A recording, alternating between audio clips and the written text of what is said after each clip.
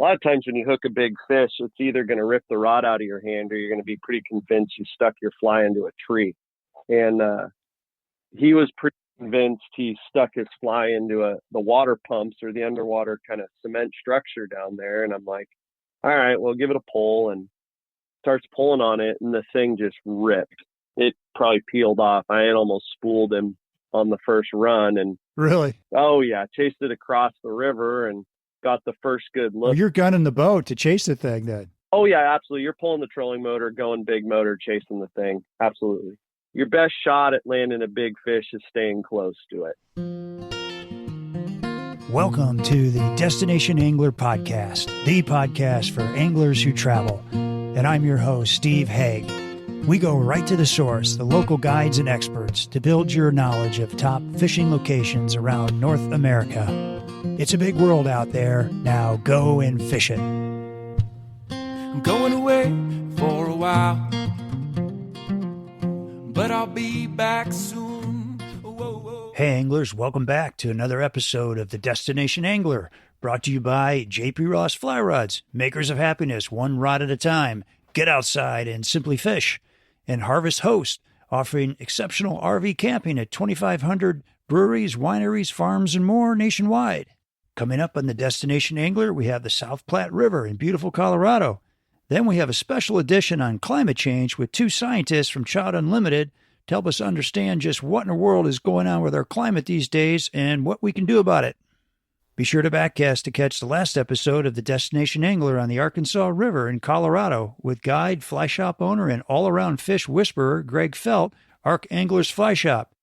Greg gives a great rundown on the Ark from top to bottom and shares some deep thoughts on what a privilege it is to be a fly fishing guide. You know, our listener base continues to grow by leaps and bounds, and I've been really blown away with the success of this thing. So a big thank you to all of you who tune in and spread the word about the Destination Angler podcast. Today, our destination is trophy striper fishing on the Lower Sacramento River near Chico, California. And our guest is Hogan Brown, VP of Marketing for Loon Outdoors. The Lower Sac is prime water for hunting big striped bass, which can grow to 30, 40, even 50 pounds. In fact, Hogan shares a great story of a 50-pounder that broke his rod. The Sacramento River flows from Shasta Dam through the Central Valley into San Francisco Bay, providing over 200 miles of incredible and diverse fly fishing. Hogan gives us a great overview of the Lower Sac and why stripers present the toughest challenge for guides and anglers in freshwater. As a longtime guide in these waters, you'll find Hogan chasing anything from striped bass to carp to steelhead to trout.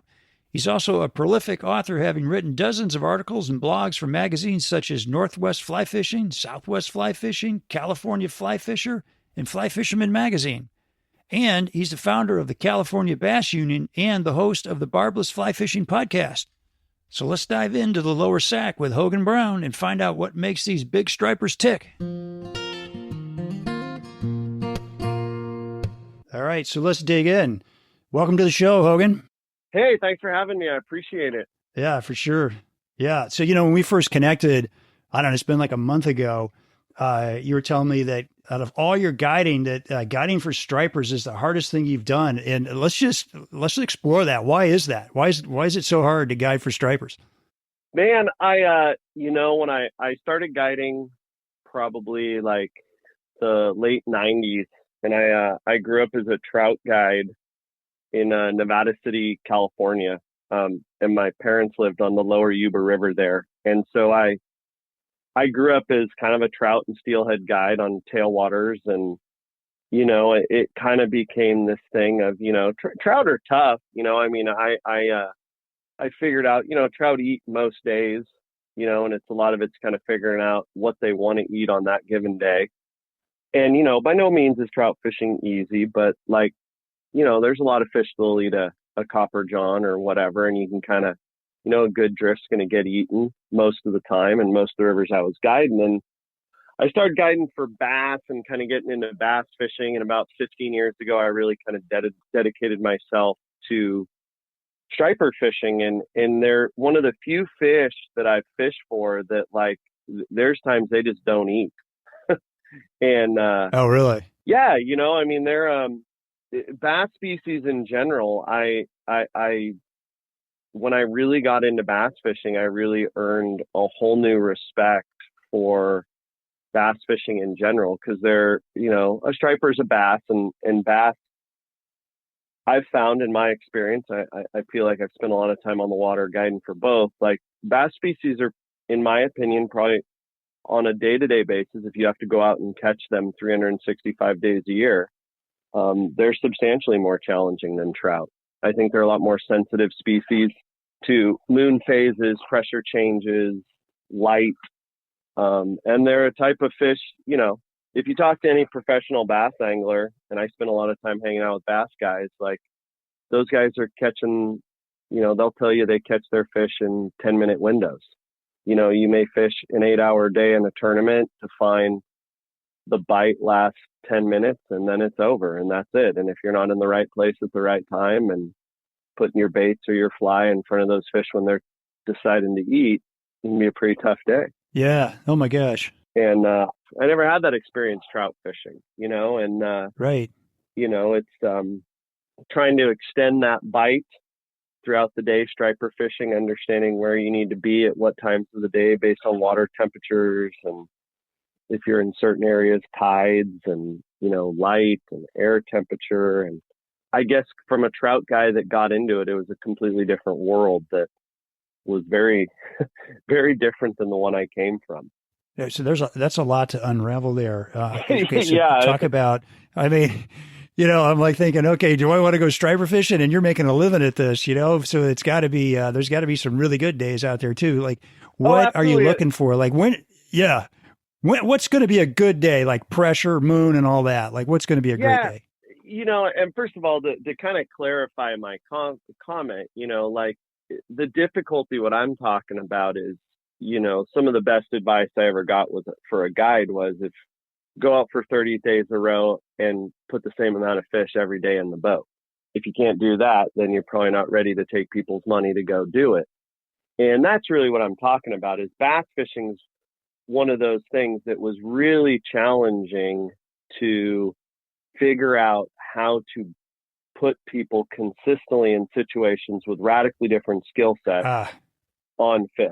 When the golden stonefly hatch or the salmonfly hatch is off, you can point the boat downriver and probably for 2 or 3 weeks put the same amount of fish in the boat no matter what you do. You know what I mean? Right. And that's not the case striper fishing. You can go out and put 30 fish in the boat one day, and then the barometer drops and you're working your tail off covering 30, 40 miles of river to find a pot of fish that's going to eat for 20 minutes. You know what I mean? And so, no kidding. Yeah. Figuring out the intricacies of the fish and the environment is, that's the challenge. A good day on the river when we're out there, like with the guides that we have and that we work with, we're getting plenty of shots at fish, because we've all done it for 15 years and 20 years. And we know that if they're not eating here, they're going to eat there. And you got to be at that cove at that time. And the sun's right on the top of those trees. So we got to be over on that side of the river, not that side. We know all those things. That's what you're paying for. So exactly. So what would be like, what's a good day? Is it 30 fish? Is that pretty common on a good day? Yeah. So our season's going to stretch from, our season on the Sacramento Rivers, pretty much 365 days a year. Our fish are resident fish. We do have migratory fish that come in from the Delta and the Pacific, but the bulk of our fish are resident fish. They live here and never leave. We'll get fish that'll move in and out, but it's not a run. It's not a migration. It's a lot of our fish live here. And so, we have seasons. Like our prime season's probably going to be like June through maybe the first part of first part of November. A good day in June, July, August, September. You could have shots at 50 fish if you can, cast and, are a reasonably skilled angler. Yeah. And those fish, it's a true kind of pyramid on the river. 20 of those fish are going to be, 4 to 5 pounds, 10 of those fish will be 8 to 10 pounds. And then, you're going to kind of work your way up. You may get a shot or two a day at a real big animal, big 20 to 50 pound fish. Nice. I always tell people, the kind of perfect size fish is about 10 to 15 pounds, 20 to 50 pound stripers on a fly rod you're pretty, a fly rod's not built to turn a 50-pound fish, at least a striper in my experience. Yeah, right. As I was getting ready for the show, Hogan, I'm thinking, like, what weight fly rod am I going to take? If I can catch something the size of a 16-inch trout, but I might also catch a 30-pounder, what rod are you taking out there, Well, and the beauty, the thing I always tell people, I mean, a 16 to 18-inch striper is going to cork a 9-weight. These are incredible. If you've never caught a striper, they're incredibly hard fighting fish. I mean, these are not, most people, the first time they go striper fishing with me, if they're coming from a trout background, they'll think, 20 pounds, and it'll come up and be 4 because they've never fought anything that fought that hard. But we fish 9-weights most of the time. We fish fast action like salt 9-weights because we're throwing shooting heads, and usually some fairly large flies.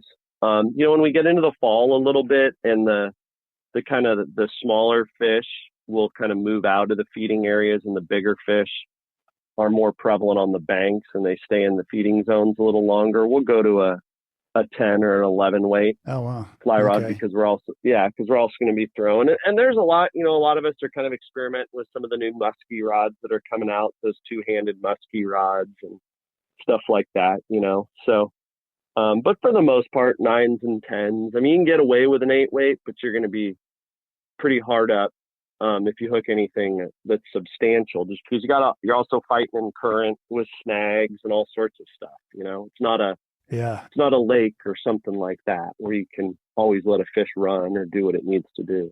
So, like, they're hard to get in. If you get a big one on, there's a lot of problems you're facing, huh? Yeah. I mean, our this season so far, like our big fish land rate, we're definitely in a drought out here in California. So there's a lot less water, which brings a lot more snags and all that good stuff. I mean, I tell people it's like baseball. If you're batting 300, you're doing good.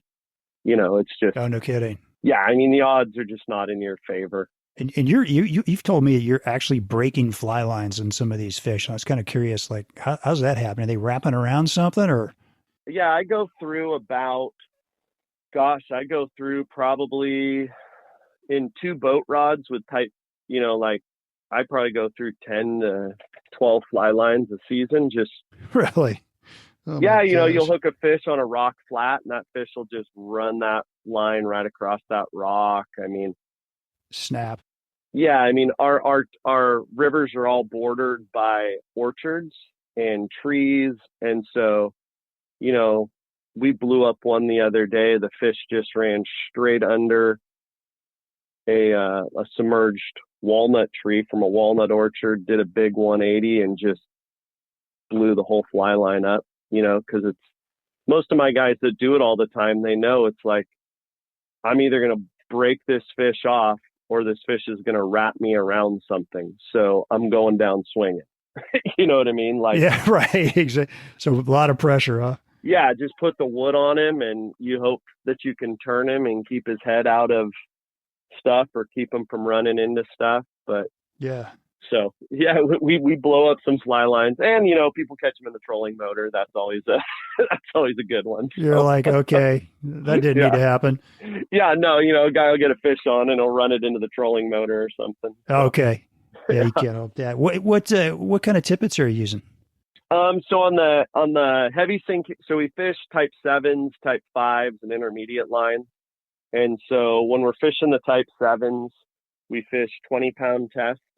As we come up in densities, we'll get up to 30 pound, just because 20 pounds, that test where, like, if you get your fly hooked on a snag or something like that, you can still break it off.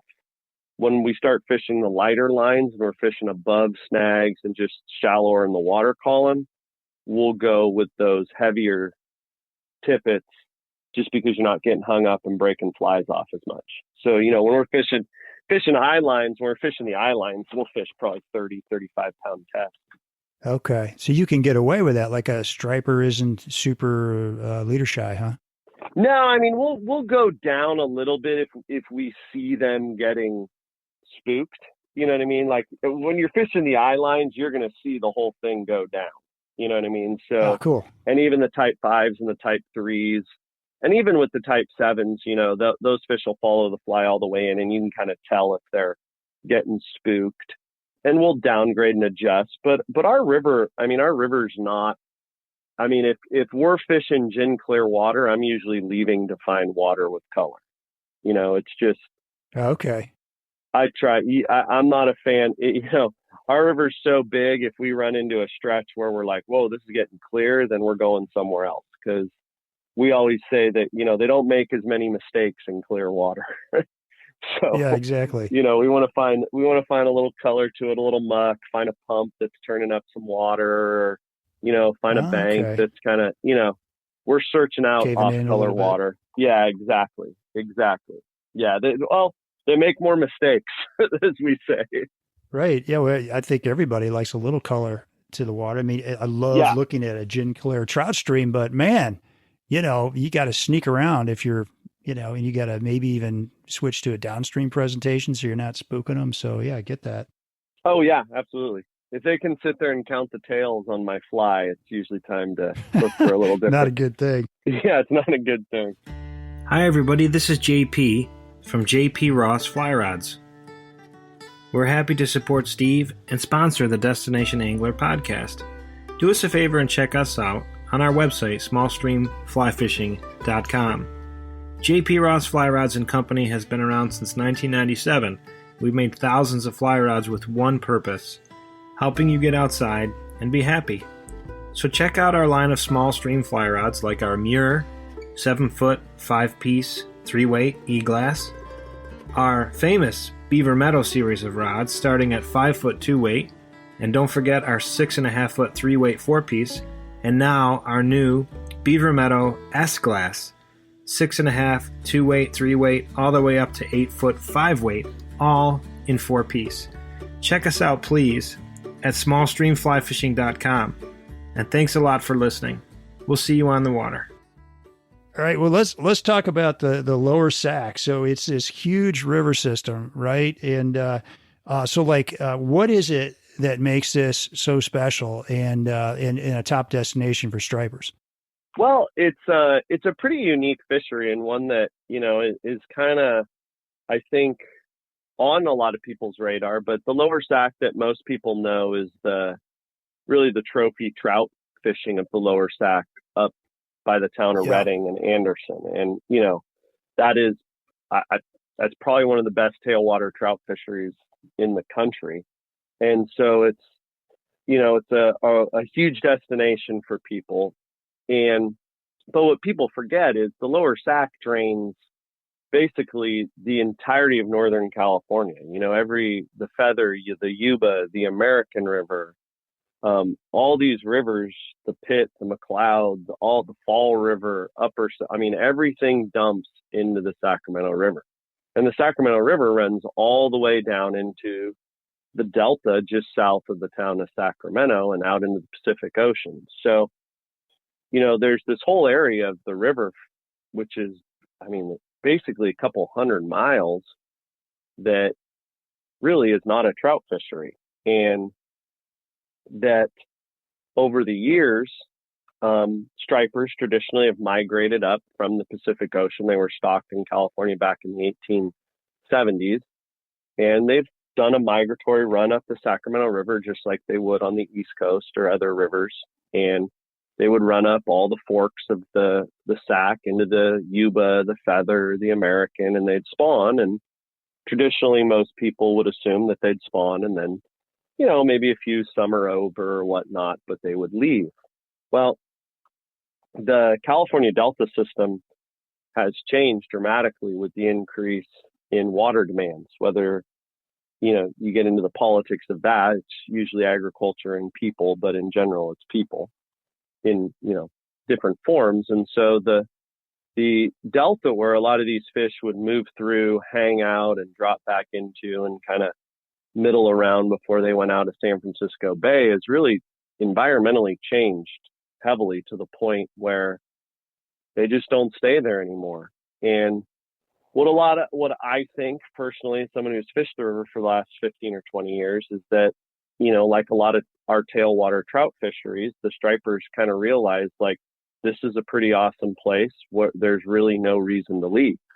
And there's a huge amount of food and all sorts of biodiversity, and, from pike minnows to bluegill to, trout in the upper stretches, out migrating salmon, smolts, crayfish. I mean, Tons. It's an enormous watershed. There's steady water temperature, steady flow because of all the salmon runs.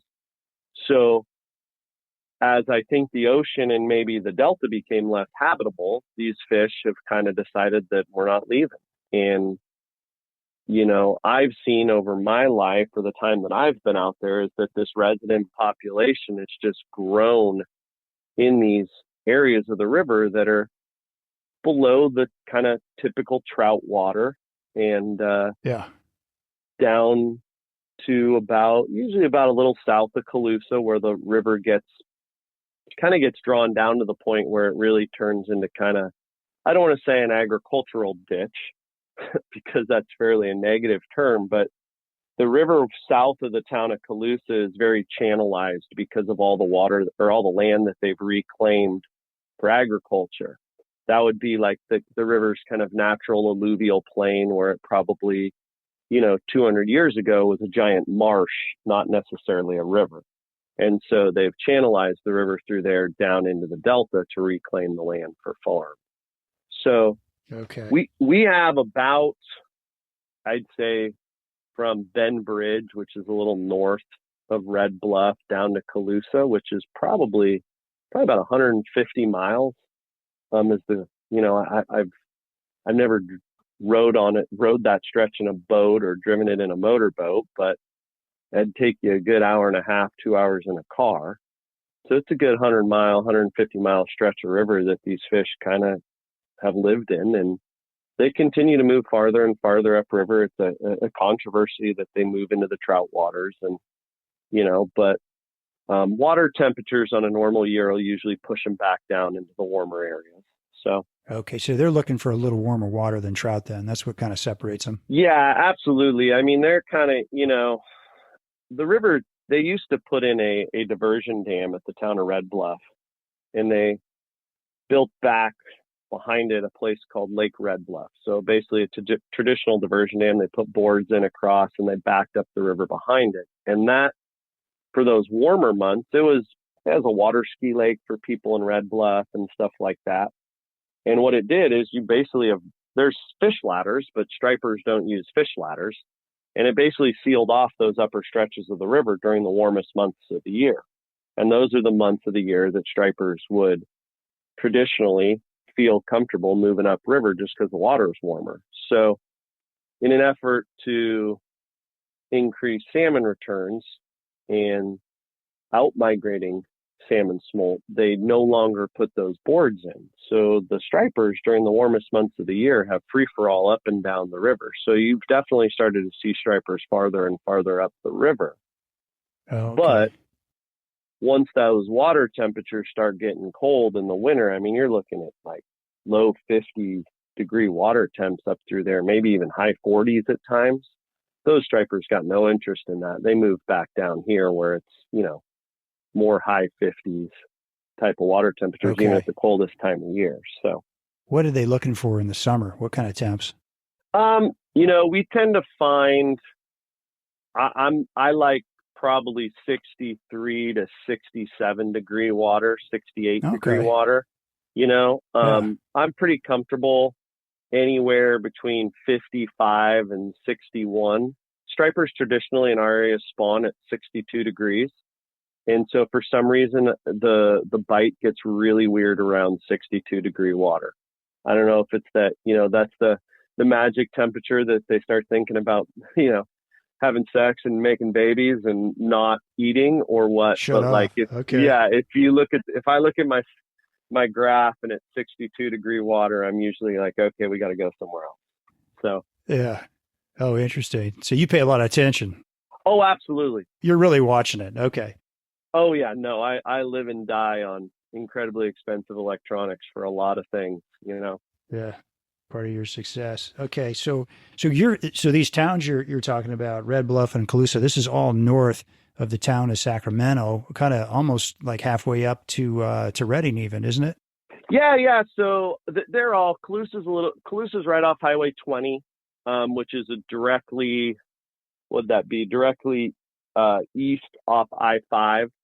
Colusa's probably about 60 minutes from Sacramento. And then Red Bluff is probably 60 to 75 minutes from Colusa, Okay. So all these towns are kind of, if you're driving, at about hour intervals. Yeah, I get you. Yeah, and then Chico kind of sits right in between Colusa and Red Bluff to kind of give you some perspective there. Yeah. So you're going up and down from Chico where you live then? Yeah. I mean, I live, I don't know, quarter of a mile from the river, and I fish right quarter of a mile from my house, or I'll drive an hour south to Colusa, and there's a couple little blink if you miss them towns in between Colusa and Chico that I fish: Butte City, Ord Bend, and then if you go north, I fish another couple towns that you could blink if you drive by them: Woodson Bridge. Okay. And it's there's a lot of great access on the river via boat ramps, because this is, for the longest time in California, this was like the salmon capital, all these places, this is where everybody salmon fishes. So. Yeah. Okay. So give us a sense of like the character of the river in those areas you're fishing. Like, how wide is it? How deep is it? What are the flows? That kind of thing. Yeah, sure. Absolutely. So, I've never been to the Amazon, but a lot of my clients that have say that a lot of the areas we fish look exactly like the places they go peacock bass fishing.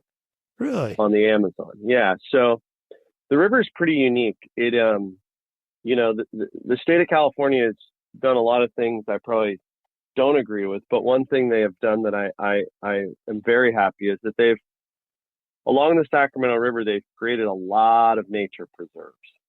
So, and they're boat-in nature preserves. So they are completely wild. On our stretch of the river, in the areas that we fish, I could count on one hand how many houses you would see in probably 180 miles.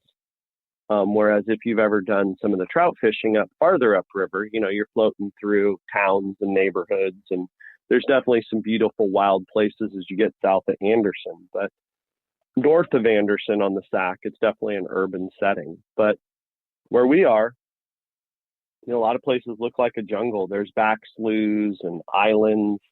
Our river will flow anywhere from 9,000 CFS to 15,000 CFS. Oh, wow. Yeah. We're running 22-foot boats with 225 V6 engines on them. I mean, it's a big body of water. It is not, it's in areas, it's probably 100, 150 yards across, and others it could be 75, but I mean, you're not casting across it, and you're going to have to take a motor to get to the other side. Yeah. It's a big river. There's islands, back sloughs, and braids. I mean, it's a real special place, because it's one of the few places it's one of those places that's very close to a lot of things, but when you're out there, you could feel like you're a million miles away. You're surrounded by wildlife preserves and wildlife. You don't hear cars. It's a pretty cool place. Oh, that's great. Yeah. Hey, anglers, do you own an RV? Are you tired of staying at the same old parking lot every time you go on a trip? Yeah, you know the one I'm talking about, the poorly maintained lot where you have to navigate around abandoned shopping carts, potholes, and it's always overcrowded no matter what. Well, Harvest Hosts has a solution. Becoming a Harvest Host member grants you unlimited scenic overnight stays for just $99 a year at over 2,500 locations nationwide, ranging from farms to breweries to museums and more. I mean, imagine relaxing at a gorgeous farm with fresh produce or a brewery with your favorite style of beer. And they offer a 90-day money-back guarantee, so there's nothing to lose. Harvest Host is so confident you love being a member that they are offering our listeners 15% off their membership for life with the code FISH. So head on over to harvesthost.com/join now and enter the code FISH for 15% off. Again, that's harvesthost.com/join-now and enter the code FISH.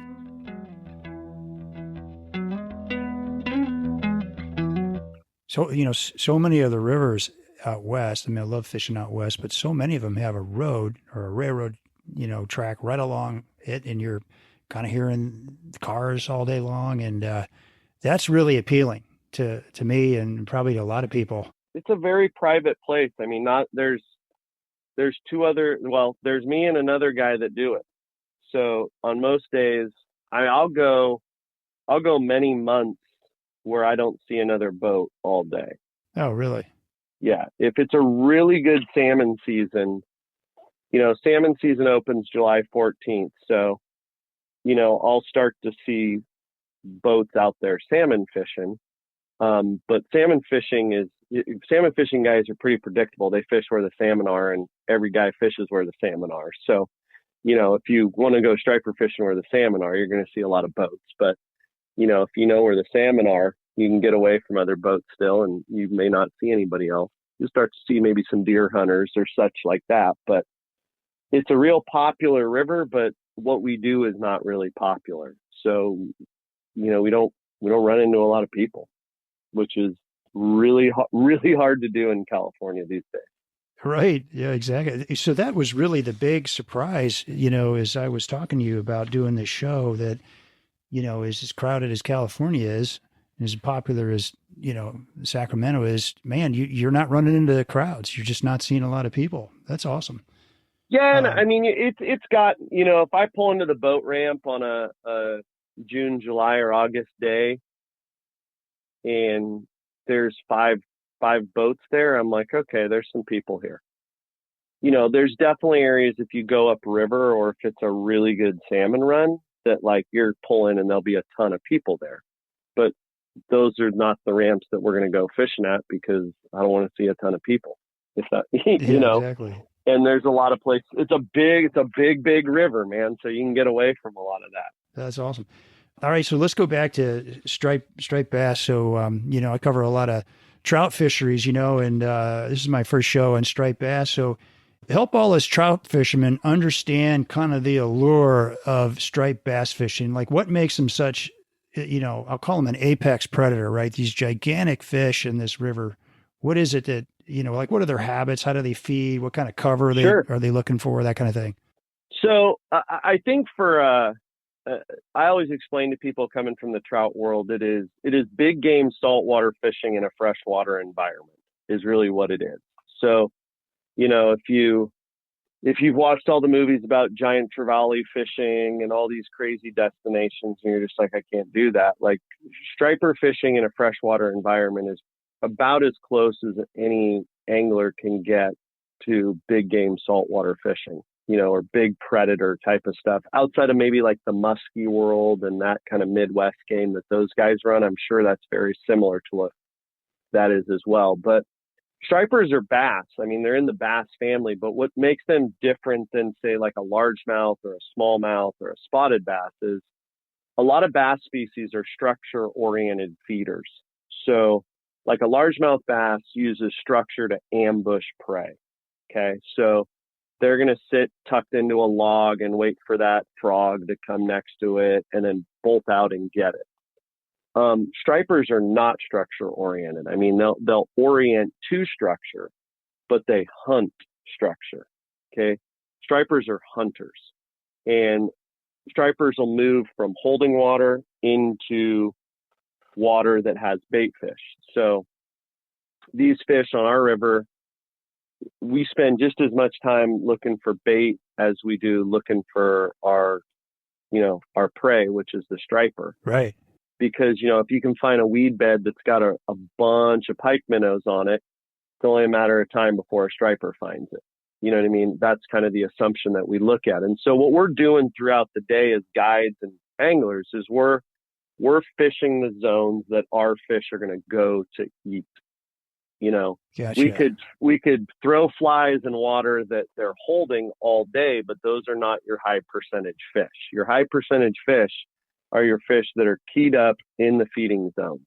So we focus on anywhere from like a foot to say 10 feet of water with bait populations. So we're looking for weed beds. We're looking for drowned snags. We're looking for dips in the sand in the bottom. We're looking for these things where these fish are going to come and cruise, hunt and corral bait, push bait to the surface, push bait against rocks. They're hunters like you would find in a saltwater environment that hunt schools and pods of bait fish. So what really makes them different from like bass that people think of is that they are open water hunters. They are not structure oriented bass. Interesting. Okay. And so you are, you know, there's days where you got to, you know, tuck that rod underneath your armpit and double fist Baja strip that fly in, and you can't move that fly fast enough. You know, there's days They're when, chasing it. oh, they'll destroy it. Yeah. There's days when you gotta, you know, move that fly just at the right speed or they'll pull off of it. I mean, all of it's on the strip. I mean, it's one of the biggest things trout anglers have adjusting to is the fact that you got a strip set. You know, if you lift the rod on a striper eat, that fish is, a fish is going to be gone. So, you know, I always tell clients, you know, it's a real adjustment for trout anglers. You know, point your rod right at that fly line. I don't want any bend in your rod. You know, they got tough bone mouths. You gotta lobotomize that fish with a 2-aught or a 4-aught Gamakatsu on 20-pound test. So, you know, they're hunters. They want to kill your fly, you know, and and they want to kill it in a bad way sometimes. You know, I always tell people, you know, strip your fly all the way into the boat. You know, we have a lot of fish eat the fly with the tip of the fly line in the rod. Oh, yeah? Yeah, oh, absolutely. Or, you know, if they want to, I could tell you a lot of times dudes have pulled flies out of fish's mouths right at the boat because, you know, trout anglers they think, oh, well, I can see my fly, nothing's going to eat it. It's like, no, if they want to kill it, they're going to try to kill it. Yeah. So that's got to be pretty exciting to have a big striper take your fly at the end of your rod like that.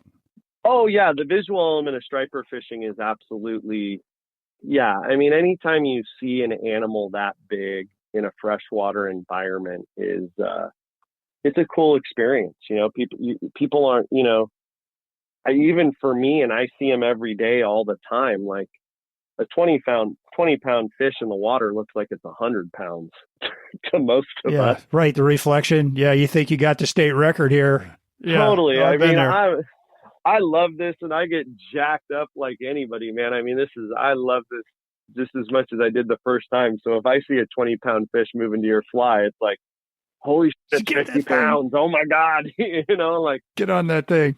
Yeah, totally. So it's just cool. I mean, I'm incredibly into it. And when I discovered it's one of those things that, you know, I spent a lot of my life chasing trout and I love trout fishing. I still trout fish. I grew up on a trout river. But what I realized about trout fishing was that I grew up on the Lower Yuba River and it's a great tailwater trout fishery. And, you know, I had this epiphany one day when I was really just kind of deciding if I was going to commit to this striper thing. And it was that, you know, I would take a picture of a client holding an 18 or 20 inch trout. And it was like, that was a banger, man. That was going up on the website. Like the guy's stoked on this, you know, and I'd net a 14 inch fish and I'd be like, hey, good fish, and throw it right back. And in my mind, I was like, that's 6 inches. I mean, that's nothing. When you're out striper fishing, the fish that's chasing your fly could be 6 inches or 50 pounds and way more than your freaking toddler. Like, there's just not a lot of fishing that you do that the size discrepancy is that much. Yeah, freshwater for sure. Yeah, and that possibility is just, it's incredibly addicting is what it is. Because, you know, you see one large fish and you're gonna cast for a whole lot longer. That'll bring you back the next day. Exactly. You know, if I'm you a see horrible that. golfer, but if I par the 18th, I was thinking the same thing. again. Yeah, you get a good drive off the 18th. Yeah, I think I'll come back. I'm right back. Which is why I gave up golf about 10 years ago. It wasn't my thing. Yeah. So, all right. So what is your, Hogan, what's your personal best? My personal best is I have, like, that I've caught myself is a 33-pound fish. So wow. that's a good one. The biggest I've ever put in the boat is 52. 52. Really? Yeah. What was that? Give us the story on that. How'd that come about? Oh, so that was it's one of those we talk about there's a couple of us that do this, and we talk about the right person catching the right fish, and it's not always the person, when someone catches a big fish, it's like, I want it to be someone that really realizes like what that is. You know what I mean? Like, right. When we get on the bank, when we hold that fish, a striper that big is probably 15, 20 years old, like there's a lot of dudes I fished that like have fished their entire lives for stripers. Like, that fish definitely, they don't all go to the right people. You know what I mean? And that's that's a great way to put it. Yeah. The right person does not always catch the fish. And I could tell you a lot of stories about the right person catching the fish. And I could tell you a lot about the wrong person catching the fish. And it's not that person's fault. It's not that they're bad people. It's just, by golly, they don't appreciate it. You know what I mean? But this guy, the guy that caught the 52-pound one, was a really great client of mine, a dear friend, a gentleman that has probably chased stripers his entire life, lives on the American River, which is a tributary to the Sac. Yeah. And has a great striper fishery in and of itself. And he's fished for him his entire life. And, we cast out, we were fishing around this pump area, and he always kind of fishes by himself with me. And there's a bunch of underwater pipes. And a lot of times when you hook a big fish, it's either going to rip the rod out of your hand, or you're going to be pretty convinced you stuck your fly into a tree. And he was pretty convinced he stuck his fly into the water pumps, or the underwater kind of cement structure down there. And I'm like, all right, well, give it a pull, and starts pulling on it. And the thing just ripped. It probably peeled off. I had almost spooled him on the first run, and really chased it across. Oh yeah. Chased it across the river and got the first good look. Oh, you're gunning the boat to chase the thing then. Oh yeah, absolutely. You're pulling the trolling motor, going big motor, chasing the thing. Absolutely. Are you really? Oh yeah. Well, cause if you let those fish have too much line, they're going to find something to wrap it on. You know what I mean? It's just, your best shot at landing a big fish is staying close to it. And luckily we hooked it in a pretty big run, but by the time we landed it probably about a good 1.5 miles downriver. Oh my gosh. We'd unwrapped it around a couple snags. He'd broken his rod. Like, it was there was one of those deals where I was sitting holding that fish, and there's like absolutely no reason we should have landed that fish. You broke the rod? Yeah, he broke a 10-weight Orvis Helios. And like, it was complete dumpster fire of a fish fight, right? Like, there was absolutely no reason that fish should have made it to the pike cradle. Like, it was just a train wreck of comedy of errors. And I mean, I've lost fish that big many times over in way easier areas to fight. Like, it was just, there's so many things that happened where I was like, yep, he's gone. Yep, he's gone. Oh shit, now you broke your rod. Well, he's definitely gone now. And but we landed the fish, and Greg got it, a bunch of pictures with it. I'm pretty sure it's still his biggest fish to this day. I mean, it was guys probably spent 20-30 days with me, and he's caught a lot of big fish with me, but he's never caught one that big again. So Greg from the American River. Yep, Greg from Sacramento, man. Greg Anderson, a hell of an angler, man. Yeah. Just when you said American River a minute ago, I thought, isn't that where the gold rush started, in '49 on the American River? Yeah. That's up up on one of the forks at Sutter's Mill up there. Yeah, that was The gold rush started there, and California hasn't been the same since.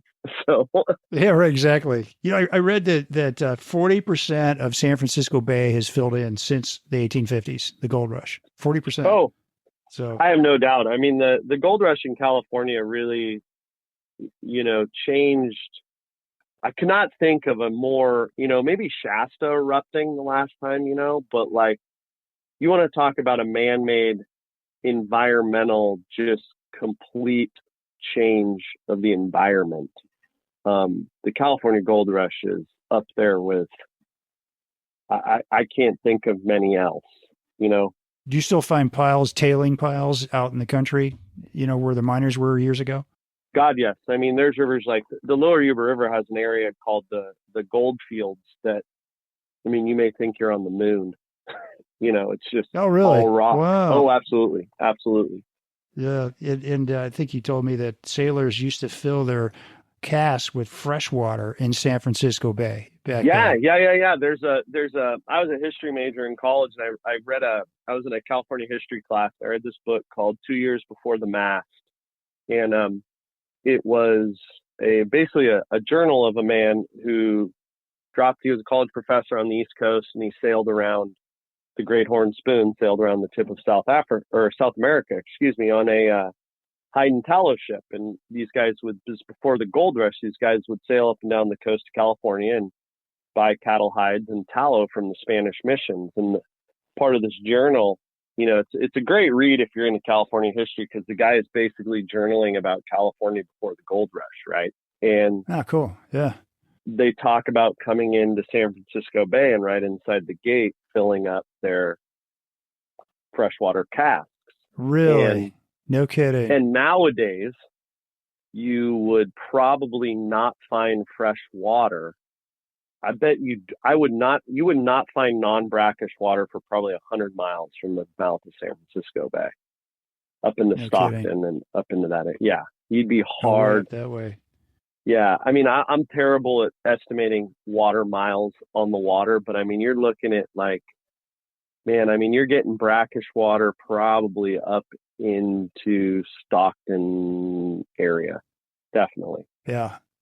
So that's a lot of what the dams have done, and how the environment's changed. But yeah, it is what it is, and Mother Nature finds a way. Yeah, right. All right, shifting gears a little bit. I want to hear a little bit more about you and your story. So I was reading your bio on your website, and you said this really funny thing that you weren't the coolest kid as a child growing up because you had a bug collection. You seem pretty cool now. So what was your childhood like? Oh, well, I grew up, so I grew up on a 20-acre cattle ranch that backed up to a little creek, Deer Creek, which was a tributary of the Lower Yuba River. So my mom was a fourth grade teacher, and my dad was a college counselor, and I was the only child. And, I was growing up out in the country. And so it was like, I don't know if I spent a lot of time alone, or even when I was home, it's not, there was no getting on the bike and riding to your friend's house. I didn't have any friends around me. If I wanted to go anywhere, my parents had to drive me. My dad worked a ton, and my mom was busy with school and stuff. So I kind of got into things that were like things you could do on your own, right? Like, and my dad was an outdoorsman. He was by no means a fly fisherman, but one of my buddies, when I was in junior high, 6th grade, I think it was for like a Boy Scout project or Cub Scout or something thing, did some fly fishing. And I was like, wow, that's really cool. Like, I live right by this creek. And I kind of picked it up, and I got a fly rod and I got a fly tying kit. And oh, really? Good. Yeah, it was just something I could do on my own by yourself. And I started catching smallmouth in the South Fork of the Yuba, and then trout in the Deer Creek and the Lower Yuba. And it kind of steamrolled from there, I guess. I mean, I got into other things that you could do by yourself, like playing music and that type of stuff. And so I've always kind of had a penchant, for hobbies that you do on your own, I think, because I grew up as an only child, as I say, with like no friends. And at least locally, I had friends, but I wasn't like the creepy kid. But yeah. by high school, it was like, it's all I really cared about. Like, I was just like, this is Fishing. it. Like, yeah, this is it. Like, this is what I'm doing. Oh, really? Oh, yeah. You had the gene, man. Yeah. I was an older kid, so I got a car at the end of my freshman year, and then that was it. You know, that it was all downhill from there. And I got a job at a downhill. Okay. yeah, it was, well, you know, it depends on who you talk to, you know, Your mom might've said downhill, right? yeah, well, you know, both my parents are very educated. You know, my dad went to University of Santa Clara. My mom, went to University of Oregon. Both my parents are in their 70s. They have PhDs and are incredibly intelligent individuals. And, you know, by the time I went to graduate high school, I was, you know, I had a job at a fly shop. I was really good rowing a drift boat, and I think I had like a 2.75. And your parents must have been like, what in the world? Yeah, you know, and God bless my parents. They supported everything, and they supported me doing what I was doing. Yeah, absolutely. But, you know, the conversation came up where, you know, I think my dad at the time could have pulled the legacy card and, you know, got me into like Santa Clara or one of these private Catholic schools that he went to. And I had to have the like, Dad, that's going to be like a one semester deal. And then I'm coming home. You're wasting your money, dude. Yeah. I think my speed's a little more community college oriented and, you know, and a trout stream right nearby. Yeah. And I'm going to keep this job at the fly shop and, you know, so. Yeah, you're doing what you love, man. Not many people can say that. Yeah, no, I mean, I got through college, but as I say, you know, I was on like the 10-year program and you know, collecting units from a few community colleges and state schools along the way. So yeah. So now you're in a job. So you grew up as a kid, like, you know, not talking to a lot of people, you know, and like you said, not having a ton of friends. Now you're in a job where you go out and you talk to the people all day long. How in the world did that happen? I had friends when I was growing up, but I was so singularly focused on what I was doing that it was, I just didn't have, I don't know. I was so determined to get good at this, learn everything about it, that if you weren't interested in that, I just wasn't interested in you. And that kind of sounds messed up, but at the same time, yeah. And I talk all the time now. And I think I've ever had a problem talking to people. I just, you know, growing up as an only child, you become pretty accustomed to talking to adults a lot, you know? Yeah. So yeah, I love talking to people and being a guide and working in the fly fishing industry. It's like, I mean, you meet so many interesting people that have made a lifestyle choice to do this. You know what I mean? You don't, very rarely, I imagine if you were working in, you know, I don't know, some other job, you may meet people that are like, yeah, I'm doing this because I got to pay for my home in, you know, the Hamptons or Tahoe and pay the bill for the new pool. And you may get a little bitterness, or I don't know. I mean, it's just, yeah. Most people in the fly fishing industry at some point in their life, they were like, yeah, I'm doing this because I like it, hell or high water. And we're just going to figure it out. And so, talking, and the other thing too, like when you're guiding and talking to people, man, I mean, you're talking to people when they're doing what they love, you know, like you're not getting people in bad moods.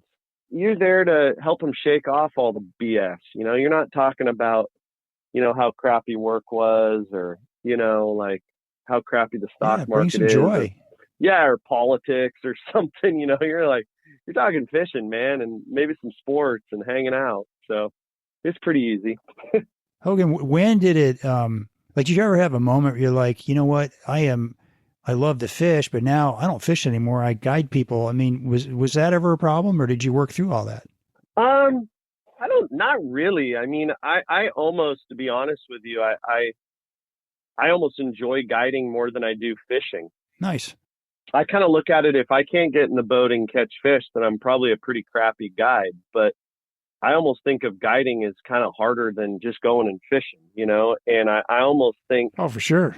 I almost think of it as more challenging and more enjoyable, and it's more rewarding, you know? Like, I always tell people when I'm striper fishing, like, I get more jacked up and keyed up and like driven to guide people fishing than I do to fish on my own. Cause like if I'm going fishing and I'll go out for an hour and catch a fish and then be like, it's kind of hot, I'm going to go home, you know? Like, Yeah.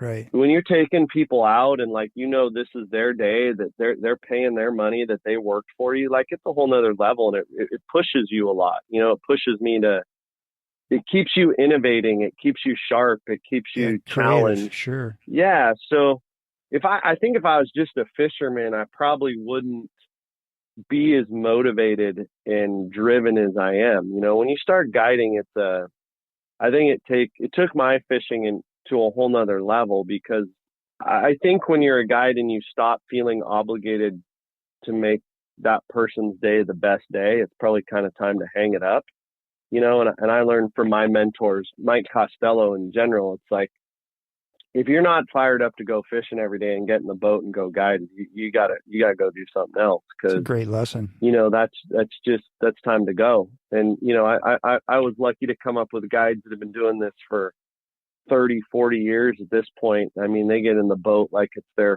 kid in a candy shop, man. They're just jacked out of their mind to go chase stripers. Your clients can feel that, can't they? I mean, I know, yeah, like, man, when I get a boat with a you guide, gotta have the mojo. You gotta have the good energy, man. Come on, let's go. Yeah, no, and that's, I think being a guide kind of pushes you a little harder, because I feel obligated to, like, show what I love about it and share that with people. So yeah, absolutely. Yeah, I never worried about fishing less, So yeah, okay, all right, good answer. So let's talk about Loon a little bit. Director of marketing, and what's going on with Loon? What kind of new things you guys working on?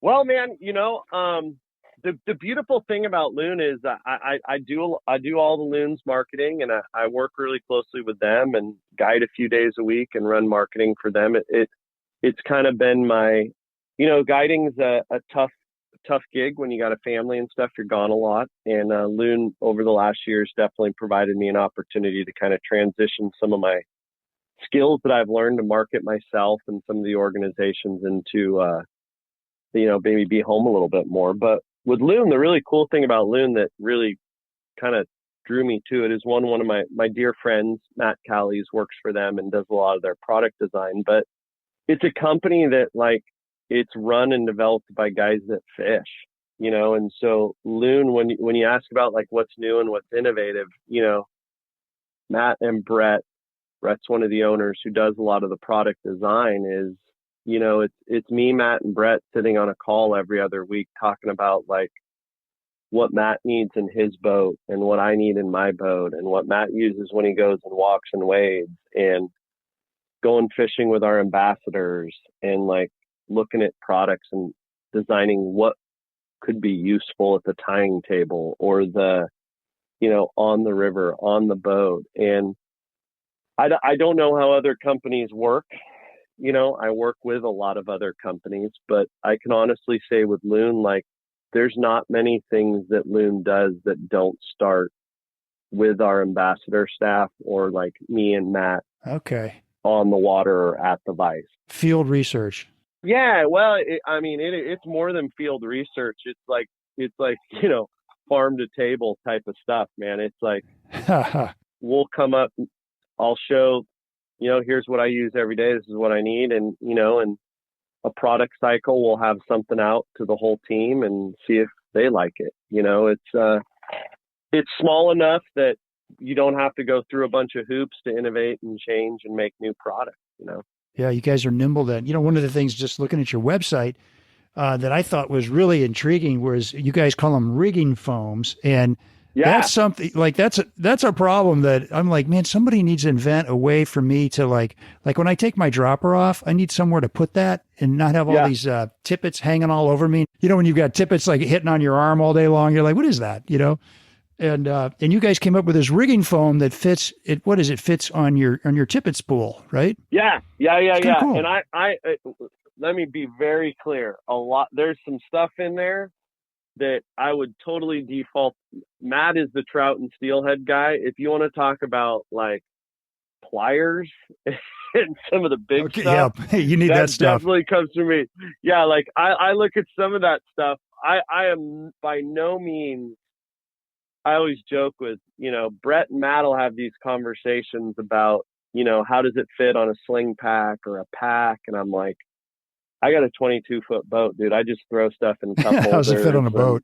Yeah, so, but like something like that is Matt, who's really does a bulk of the product design with Brett, is the guy spent 15 years as a trout fishing guide and lives literally, you could throw a rock and hit the Lower Sacramento River from his front porch. I mean, He fishes almost every day and guided for 10 or 15 years. Like, he knows what people need. He knows the end consumer. It's not a product designer coming out of, the outdoor industry trying to get inside the mind of a fly fisherman. It is a fly fisherman designing products for fly fishermen. And fly tires. So, yeah. Well, let's shift gears we just got a couple minutes left in the show. Sure. So you're tying your own flies, and why is that? Yeah, well, with tying flies for stripers, I mean, where we're from, it's as cool as this all sounds probably to people, it's still a very niche deal. Yeah. The cost of entrance into the game for the average person is really, you're looking at buying a $20,000 to $100,000 boat, saltwater gear, and then just learning how to drive a boat on the river, learning how to find, it's a real steep learning curve. And so there's not a lot of people that do it. So like, there's not a lot of reason for any fly company to commercially tie striper flies, right? Like, how many are they actually going to sell? So, there's a couple guys around, Ryan Williams, Steve Adachi, George Ravel in San Francisco has a lot of striper flies, but a lot of these flies are tied probably like trout flies were 20 or 30 years ago by like little in-house guys tying them in their, office and selling them to the fly shops, and the fly shops sell them. So I buy some flies from some of those guys, but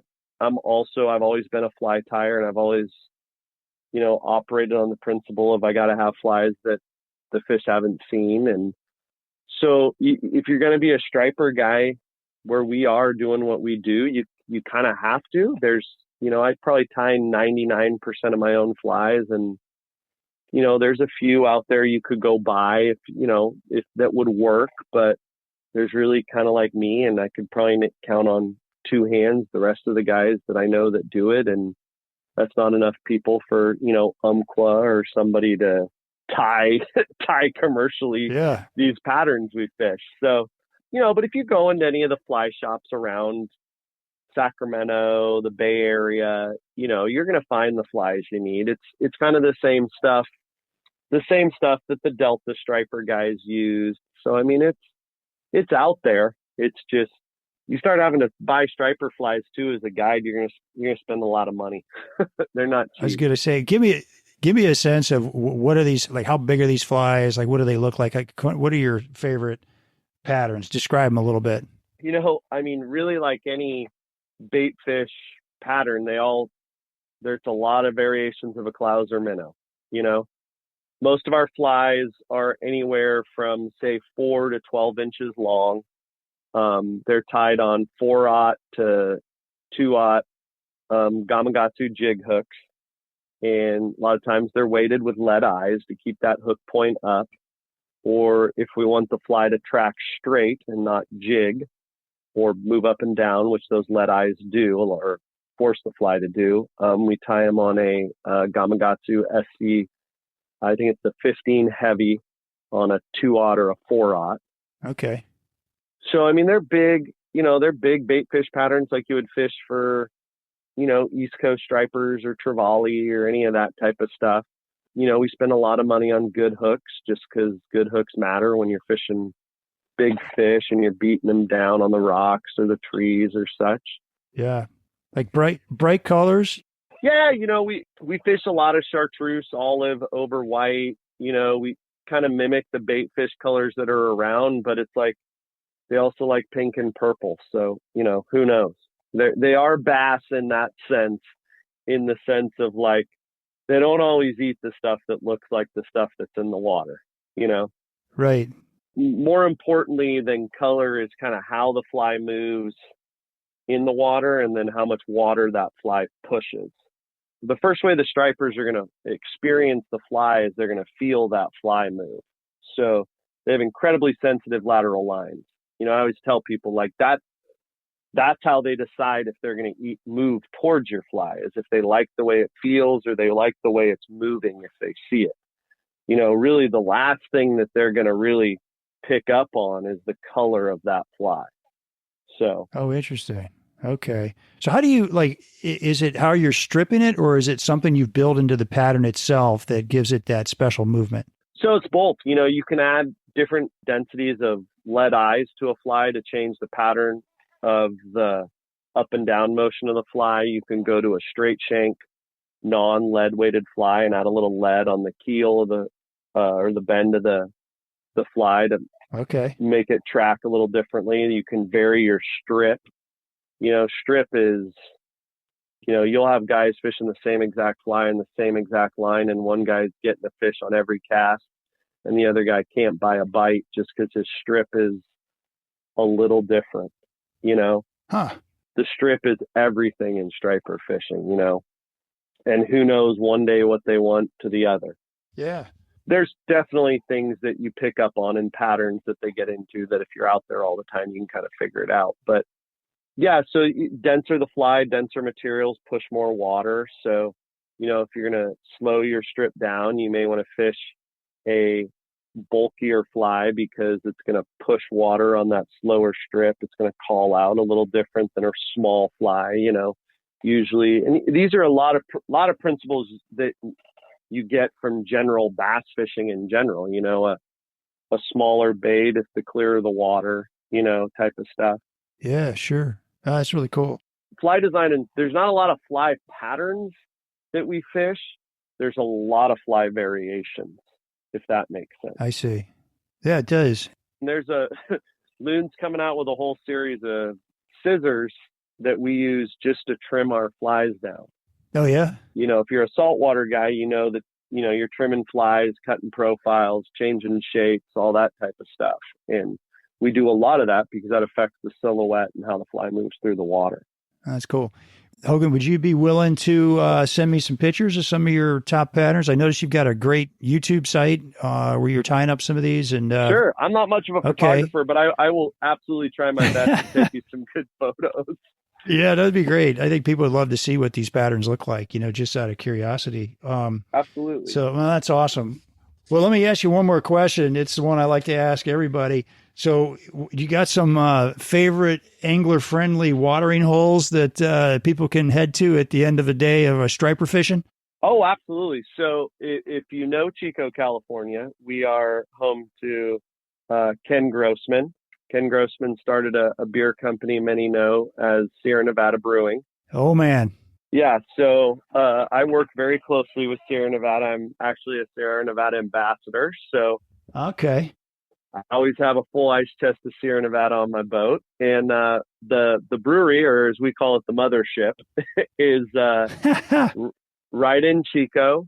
They do tours. They have really great restaurants. They have a restaurant there. They do a lot of great food from, they have their own garden where they grow a bunch of the food they serve in the restaurant, and a bunch of the food that they serve at the restaurant is purchased from local agricultural community around Chico, farms and such. And it is the place where Sierra Nevada started. You know, they've grown over the years, and they have a brewery now in North Carolina, but it's a really cool local place, as it's, you know, the largest domestically owned brewer of beer in the country, and it's owned by the same guy 100% that dropped out of Chico State and started making pale ale. Isn't that amazing? So yeah, at Sierra Nevada, I mean, any of the watering holes around Chico are good. It's cool if you're in Chico. Yeah, if you're in Chico, you go to any of the bars or restaurants in Chico, and you'll be able to get Sierra Nevada beer that you can't get anywhere else. You know, you'll see stuff you've never seen or heard of, and if you go to the brewery, there's all sorts of stuff you can get. And if you're here on Thursdays is cask night at the brewery, where they'll roll out a wood barrel of something that they aged or made, and it's just a one-off thing, and you bring your stein and drink till it's gone. So I'll be right over. Sounds pretty good. Exactly. Exactly. So, that's my go-to. That's my place. It's kind of a local spot. Yeah, man. So I was listening to a podcast with Ken. I think it was How I Built This. And was that the one? And he was talking about, he was brewing IPAs when nobody knew what they were. And he said, and nobody liked it back then. And the guy was like, why do you keep doing it? He says, because I liked it. I thought it was a good beer, and it ended up catching on, so it's pretty cool. Ken's an amazing human being, dude. He's also a big fly fisherman. Oh, is he? Okay. Absolutely. Yeah, no, Ken's a man. I mean, the guy's a huge supporter of everything in our community, does a ton for the town of Chico and the community of Northern California. Good for him. Yeah. I mean, if you want to learn about a dude who, I mean, he's on the Forbes billionaires list, man. Like, I mean, oh, really? Oh, I didn't know that. Oh, I mean, Sierra Nevada at this point is the largest domestically owned brewer of beer in the country. Yeah, I didn't know that. I did not know that. That's incredible. It's the big three and Sierra Nevada. That's the order. Yeah.